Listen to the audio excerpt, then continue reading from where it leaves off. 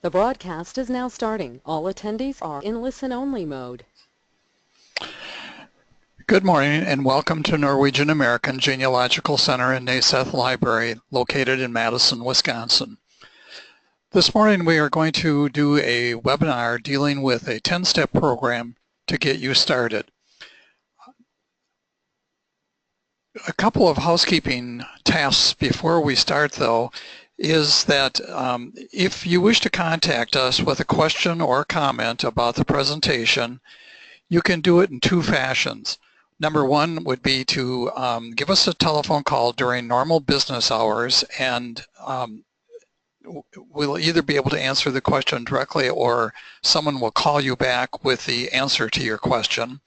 The other method is to go to the contact on the website, click on that, and then open the Contact Us button.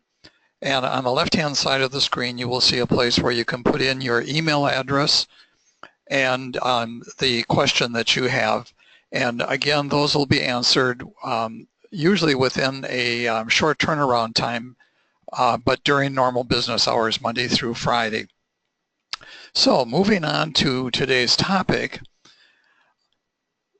genealogy, a 10-step program to get you started.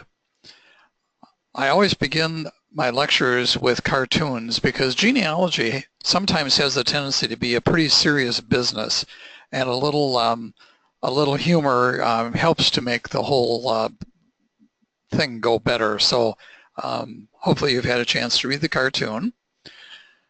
Okay, genealogy is a method to learn and write about your family history. The golden rule in genealogy is to always start with yourself and work backwards towards the unknown.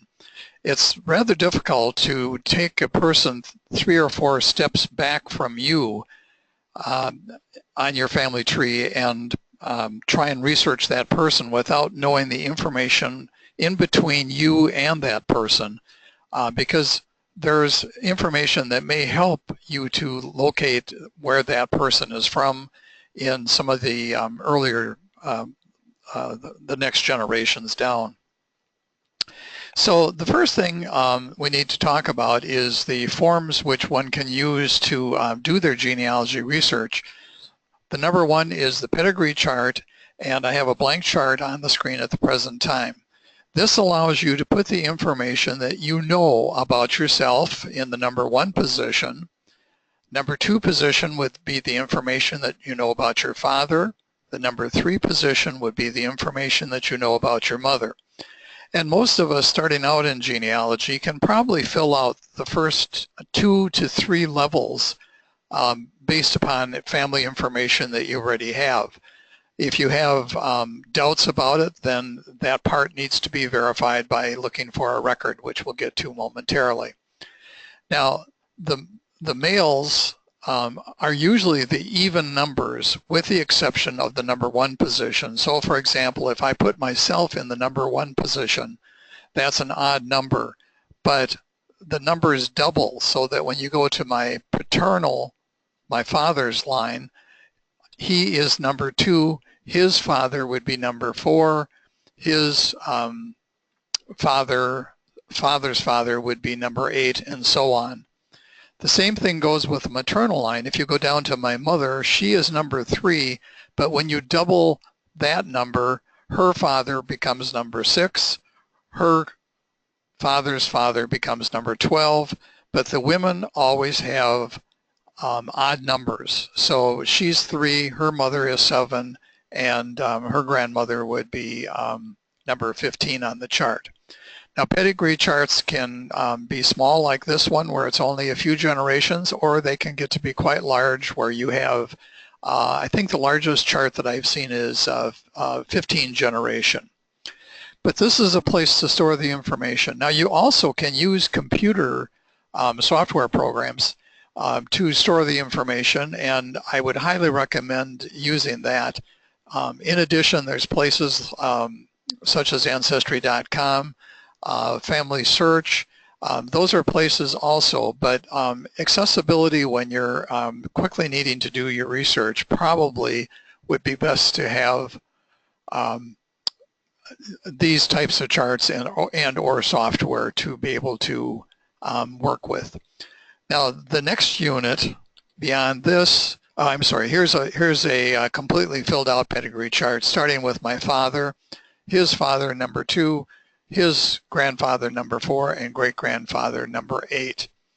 And again, this is allowing you to place the information, the birthplace, the marriage place, the death, and the death place. But this is only a snapshot of the information. It can serve another purpose in that when you look at a pedigree chart and you see some missing blanks, that's telling you that's where I need to do my research next to be able to continue. Beyond that, we have what are called family group sheets, and this is a form that allows you to expand on the family.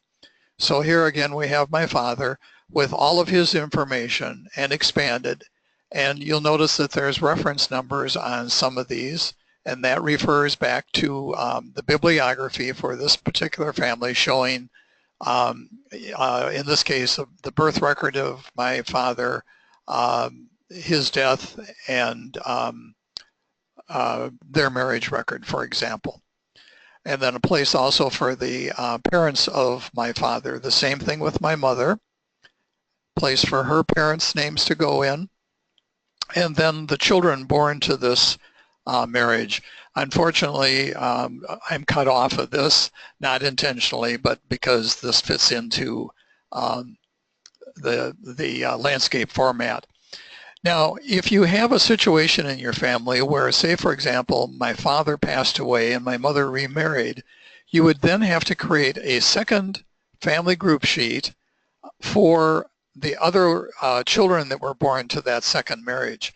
Even though they would be half siblings to the 2 mentioned here, they are not, the bloodline for those 2 are not the same. And so that's why you need to create a separate family group sheet and also pedigree. So if you descend, or in my case, if I descend from this family, then I'm listed here.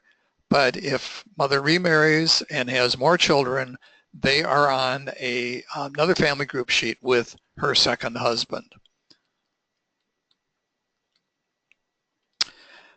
Next thing is, after you've started out writing down what you know and filling in that pedigree chart and the family group sheet, the next thing to do is go through what I refer to as family stuff. And this can be in your own home, in your parents' home, whatever.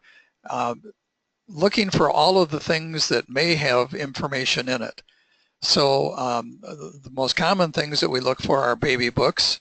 Unfortunately, I was child number 3, so my baby book didn't have very much in it, but my sister, being the first child, did have quite a bit of information about the family in it. Photos, letters, family Bibles can be a very big help, especially if you come across a family Bible that has been written by several different people with different handwritings. If it's a family Bible that has all the handwriting shown in one person's handwriting, that indicates that that may have been copies from another family Bible, and it may be accurate, but it may have some errors in it. Scrapbooks, books, and documents. These are all things that some people may have in their household or in their parents' household that may be able to answer some of the questions about the initial part of the family.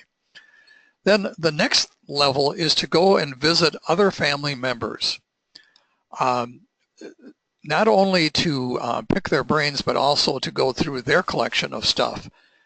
You may have an older sister or brother of one of your parents who has family pieces that were handed down to them that you don't have in your collection, and so it's always worth doing that.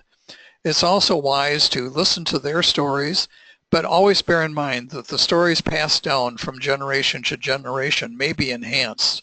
It's the old telephone game.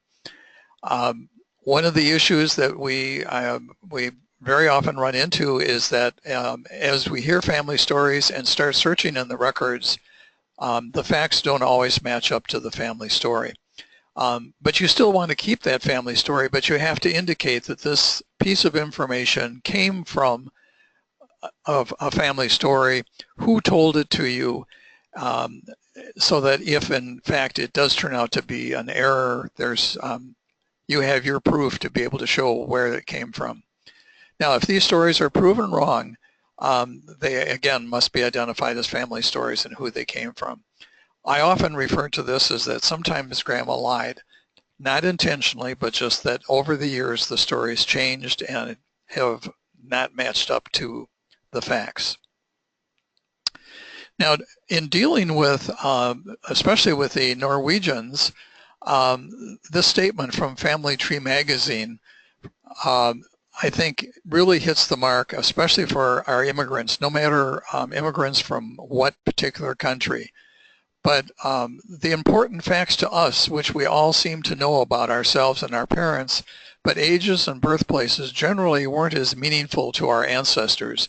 And so we very often find that when immigrant ancestors talk about their home place, they may give the name of a larger unit of government close to where they grew, where they came from.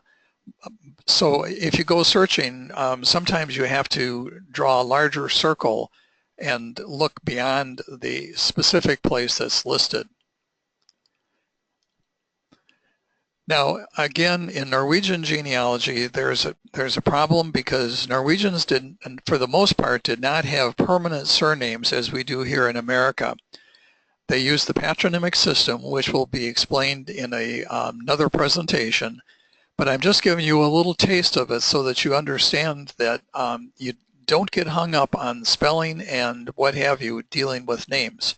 So on the left-hand side of the screen, you have some choices, common spellings of the name Seaver, but all of these can also have a T added to the end of it. It's all the same name, it's just that there are some various spellings involved in it.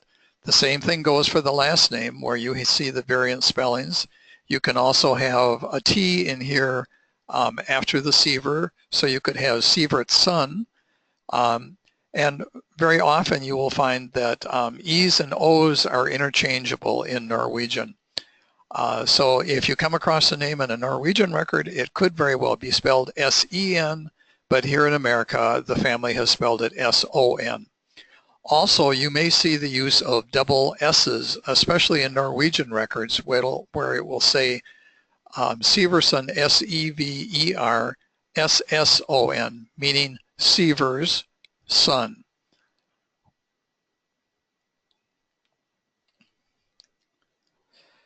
Now, the next level to get you going is to use the internet at home or at a branch library. Some of these sites are not free, but they may have a version that you can use. Ancestry.com, for example, is a pay site.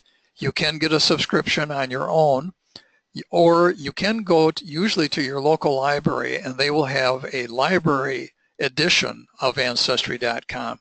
It does not contain, it contains the basic information, but there are some things available on the subscription site, the home subscription site, that are not shown in the library edition. So that's something to keep in mind. Beyond that, you need to visit the area where your family may have lived and visit various places. The number one is the cemetery where your families have been buried. And if you go to that cemetery, especially if it's in a small rural area, other people may show up at the cemetery and you need to talk to those people, because if they're local, they may know of your family or they may know of other people that are still living in that area that descend from your family that you're not aware of. Visit the county courthouse for vital records, land records, probate records, the church for the church records. Now, sometimes the local churches no longer have the older records. They are sometimes turned over to the archives for preservation, but the people at the church should be able to tell you that. Bear in mind that church records are considered private records and they have the right to refuse to let you look at the records, but and that's something that varies from church to church. The local library, very often local libraries have a genealogical collection of some sort, either through their local genealogy society. They'll have family histories that have been turned over to the library for preservation, as well as some books that may be germane, county histories, community histories, those kinds of things, to help fill in the gaps a little bit with your knowing the background of your people. Then also, by using the telephone books or city directories, you can look for other people in the area that have the same last name as you have. Now, in today's world, it's becoming a little more difficult with people using cell phones, and land phones are kind of going out of existence. So, telephone directories are getting smaller and smaller. So you may have luck with that. Otherwise, make sure that you do use the city directories. And then lastly, if there's a local or a county genealogical group, you should contact the people there to see if they have any information about people that are maybe connected to your family that still live in this area. And I would check with the local library to see if they're aware of a genealogical society that may be of assistance to you. Now, the other thing about genealogy is that many genealogists have a tendency to be great collectors, but they don't always want to share their information. And it's really kind of silly to go through all this effort to put together a family history and not share it with others. So I encourage you to share your information, and that can be done in several fashions. With the computer software programs, it's very possible to print out information that you can share. Or the other thing you can get involved in is what I refer to as snippet writing. Snippet writing is a way of writing very short stories about family members, activities that the family did collectively, maybe celebrating holidays, summer picnics. But one of the questions that I have been asked very frequently when I'm doing research or being with my family is, how did our grandparents meet, my father's parents? And so what I did after doing the research on their immigrating to the United States is that I wrote up a very brief story. This was my grandfather's second visit to America, and he met my grandmother on the boat coming over. And then what I've done with this story, and I've done with other stories, is that I add a photograph of the couple to the story, because that really helps family members to see what this couple looked like at the time of the event. And so they came in 1902, they were married in 1905, and here is the picture of their wedding. Most of these can be 1 or 2 pages long. This particular one is only a page long. And by doing different stories, eventually you put together a family history, and that again is something that you need to share with other family members. Now, the other thing that can happen in genealogy is that as you do your research, you may find a black sheep in the family. And black sheep are wonderful. I'm going to pause here just for a second. Okay, continuing on. Sorry, I had a tickle in my throat. You may find a black sheep in your family, and black sheep are really great to have.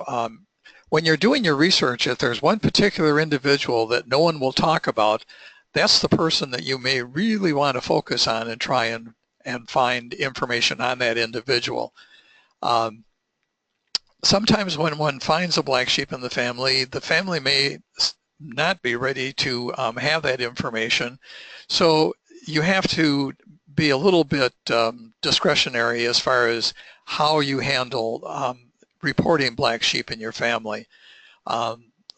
It may be in future years the people that were associated with the situation have passed away, and you can go ahead and share the information, but you have to be mindful of other people's feelings in the matter.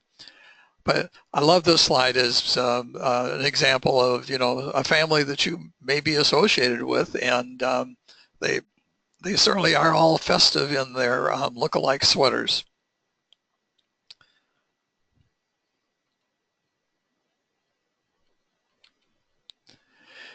Now, if you would like to learn more, we offer a beginning Norwegian genealogy class here at the center in June.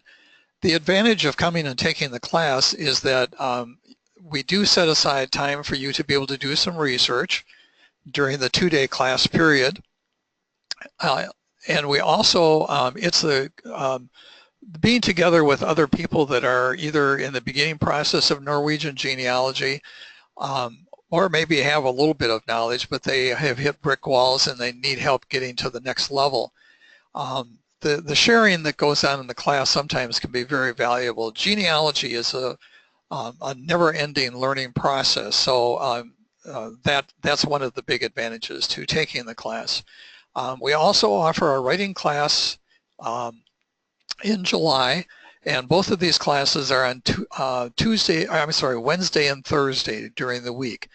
You can visit our website to get the dates for the current year and also on any other type of upcoming class that we might be offering.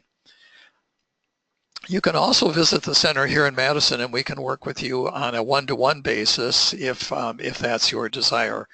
We're happy to help you with, and we also do a lot of research by correspondence. So depending upon your locality and what have you, we can work with you as however you wish to have us work with you. So we've come to the end of the first webinar. I wish at this time to give thanks to the Bryant Foundation of Stoughton, Wisconsin for the financial support that they have given us to be able to make these available to you free of charge. And also mention